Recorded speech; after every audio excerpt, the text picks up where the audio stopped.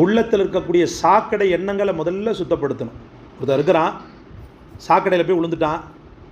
அவனை கூப்பிட்டு அப்படியே உட்கார வச்சு புது சொக்காவை போட்டு தலையெல்லாம் சீவி விட்டு சாக்கடையில் விழுந்து அப்போ தான் எந்திக்கிறான். அவனை இதை அப்படியே மேலே சொக்காவை போட்டு போ அப்படின்னு அனுப்புன அவனை யாராவது பார்க்க முடியுமா, கேட்க முடியுமா, கிட்ட நிற்க முடியுமா?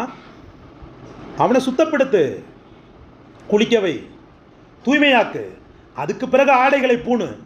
அப்போ அவன் ஒரு மனிதனாக திரும்ப உருவாகுவான், மனிதனாக வெளியில் வருவான். நீ சாக்கடையோடு சேர்த்து சட்டையை போட்டின்னு சொன்னால் அது முட்டாள்தனம். எப்படி முட்டாள்தனமோ அதே போல் ட்ரைனேஜ் இருக்குது கல்பில். அந்த ட்ரைனேஜை ஃபுல்லாக வெளியில் கொக்கணும், வெளியில் துப்பணும், வெளியில் எல்லாத்தையும் எடுக்கணும். எடுத்து முடிச்சுட்டு அந்த கல்பில் நீங்கள் ஈமானத்தான்னு சொல்லிட்டு கேளுங்க. உள்ள சாக்கடையை வச்சுக்கிட்டுனா அதுக்கு மேலே எனக்கு சந்தனத்தை கொடுண்டா, அதில் எந்த அர்த்தமும் இல்லை.